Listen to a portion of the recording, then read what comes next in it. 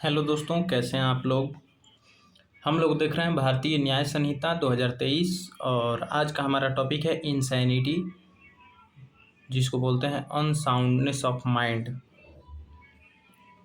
ये section 22 of BNS में देखने को मिलता है।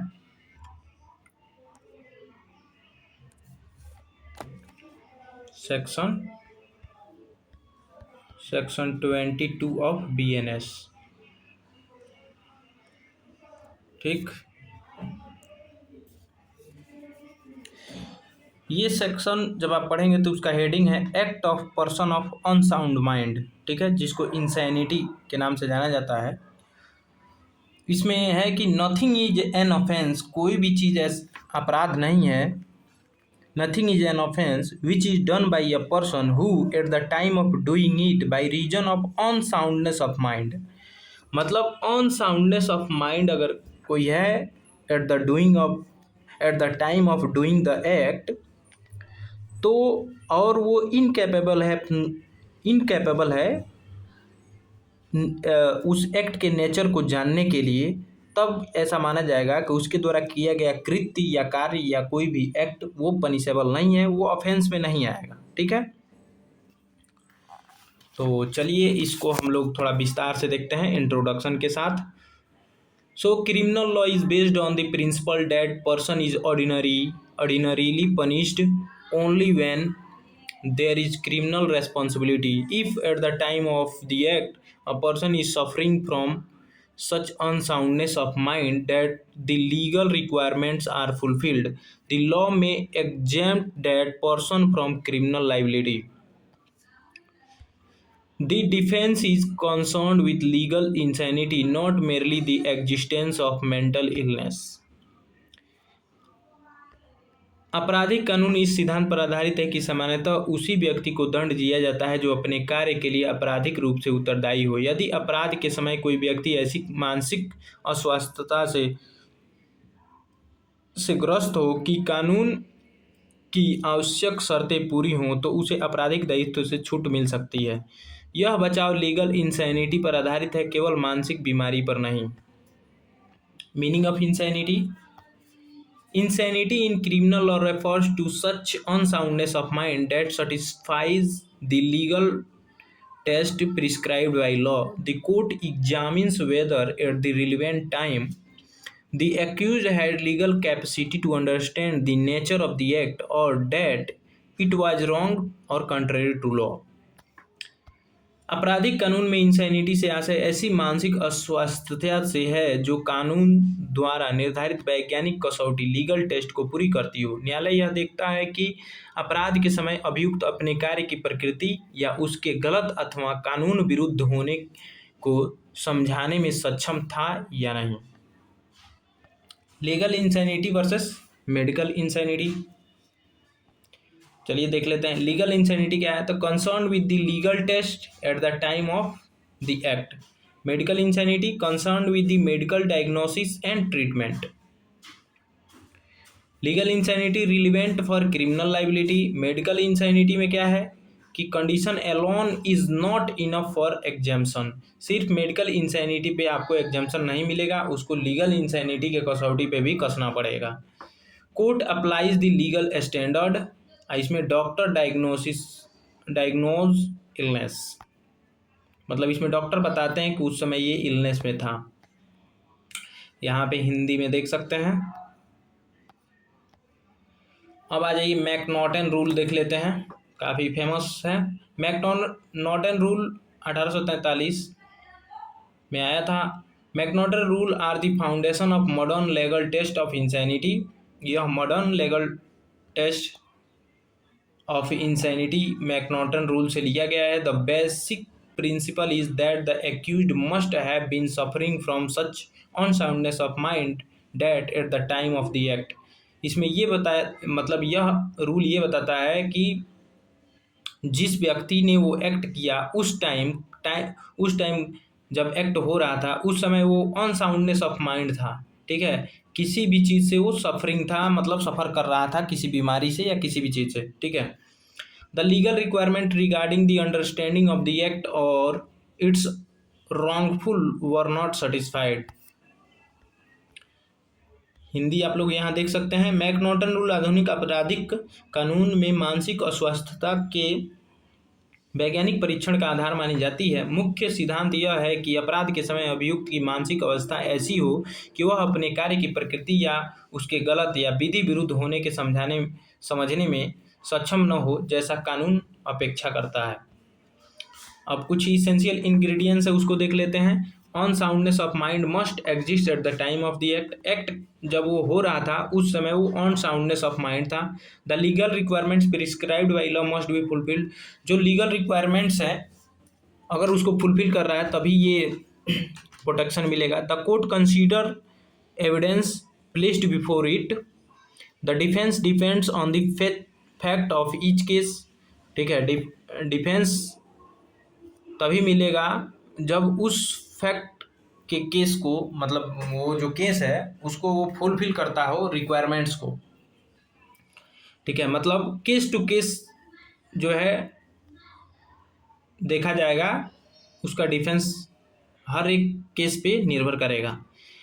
अपराध के समय मानसिक अस्वस्थता होना आवश्यक है। कानून की निर्धारित शर्तें पूरी होनी चाहिए। न्यायालय उपलब्ध साक्ष्यों का मूल्यांकन करता है। प्रत्येक मामले का निर्णय उसके तथ्यों पर निर्भर करता है।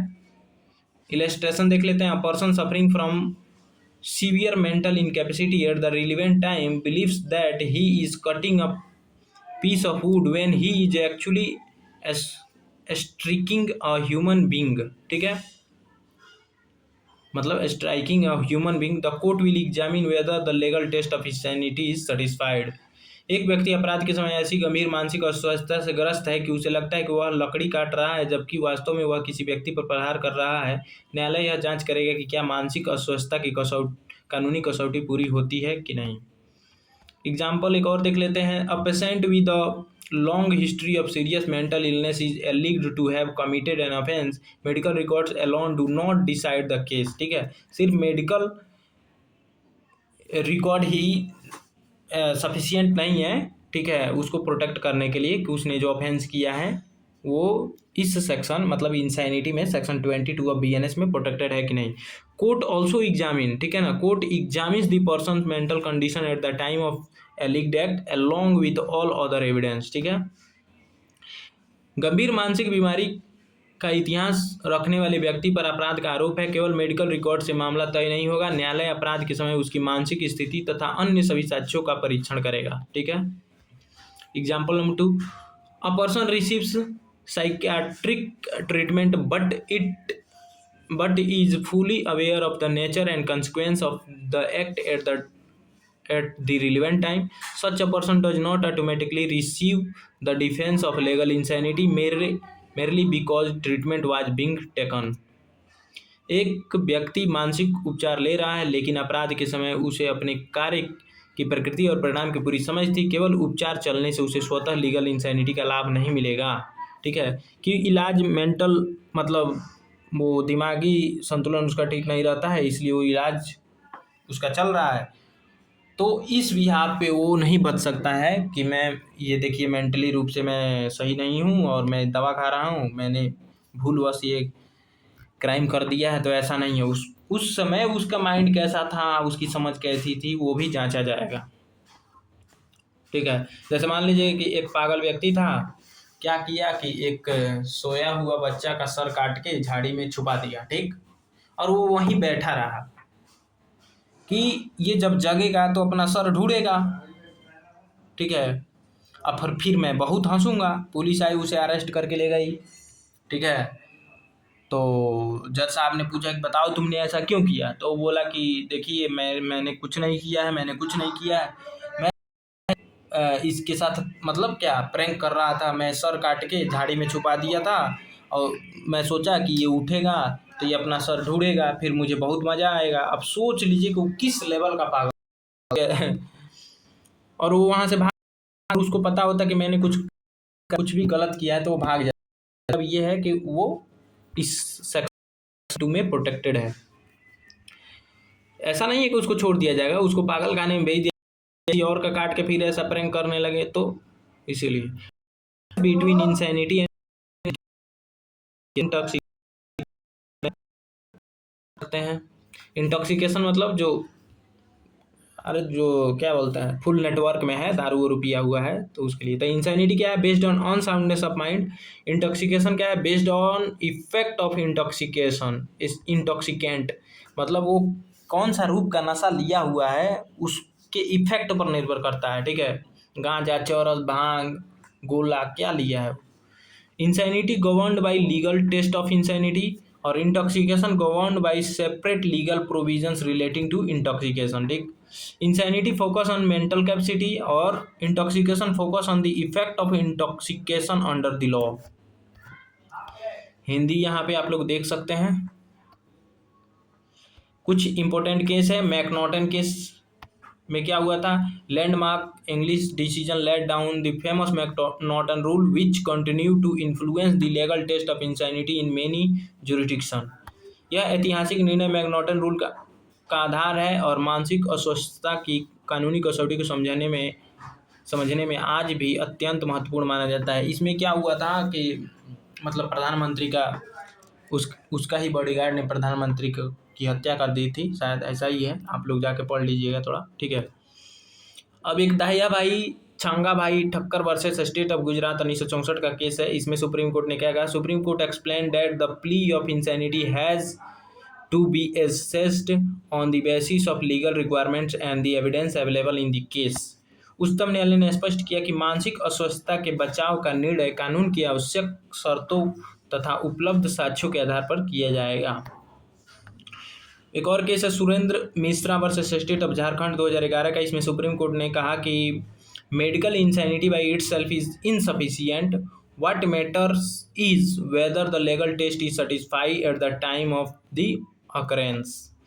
उच्चतम न्यायालय ने दोहराया कि केवल चिकित्सीय मानसिक बीमारी पर्याप्त नहीं है, महत्वपूर्ण यह है कि अपराध के समय मानसिक अस्वस्थता की कसौटी पूरी होती है या नहीं। मतलब कि मानसिक बीमारी उसको है, सिर्फ इसी से उसको छूट नहीं मिलेगी। उसको छूट तब मिलेगी कि उस समय जब अपराध हुआ तो उस समय उसकी स्थिति कैसी थी, उस समय क्या वो कानूनी कसौटी को पूरी कर रहा था कि नहीं।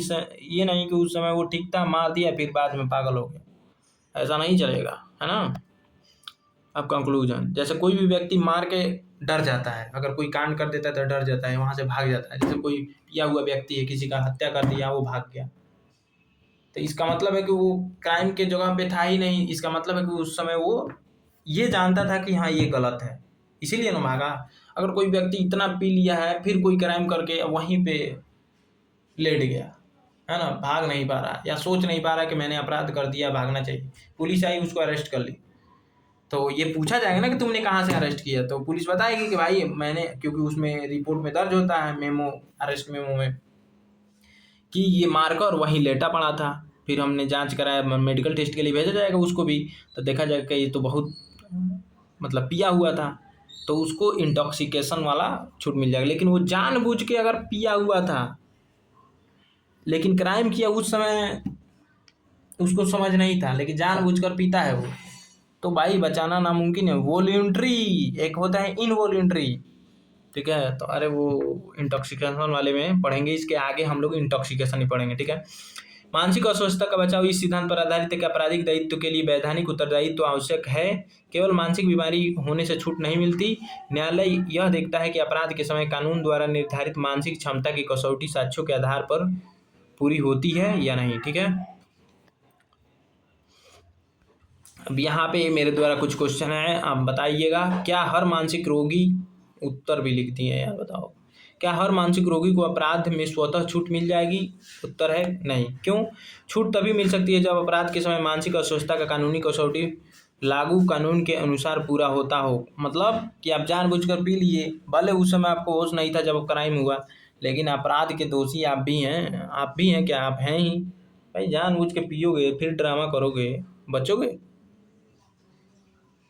आप पीते नहीं हैं, आपको कोई पिला दिया, तब आपने कोई क्राइम कर दिया, गाड़ी ठोक दी, किसी का डेथ हो गया, तो भाई आप बच जाओगे। मतलब ये तब आपसे कोई क्राइम हो गया तो बच जाओगे। सो थैंक्स फॉर वाचिंग, मिलते हैं नेक्स्ट वीडियो में। और अगर आपको ये अच्छा लगा मेरा नोट्स, तो अगर आप BNS का कंप्लीट नोट्स या BNSS का या एडमिनिस्ट्रेटिव लॉ का कंप्लीट नोट्स लेना चाहते हैं तो सिर्फ आपको 50 रुपीज़ पे करना है मेरे नंबर पे 7369049615 पे करके, और आपको इसी पे व्हाट्सएप कर देना है, स्क्रीनशॉट भेज देना है, फिर बोलना है कि भैया मुझे क्या चाहिए, नोट्स चाहिए, और मैं आपको इसका PDF सेंड कर दूंगा। So thanks for watching. मिलते हैं नेक्स्ट वीडियो में नेक्स्ट टॉपिक के साथ। अगला हमारा टॉपिक है इंटॉक्सिकेशन। इंटॉक्सिकेशन का 2 सेक्शन है, सेक्शन 23 और 24। 23 में है इंटॉक्सिकेशन कौन सा, इनवॉल्यूंटरी, ठीक है, जिसमें आप प्रोटेक्टेड हैं। लेकिन 24 क्या है, इंटॉक्सिकेशन वॉल्यूंटरी हो गया, आपने जानबूझकर पिया फिर क्राइम कर दिया, तब आई नहीं बचोगे, है ना। तो अगले लेक्चर में हम लोग देखेंगे।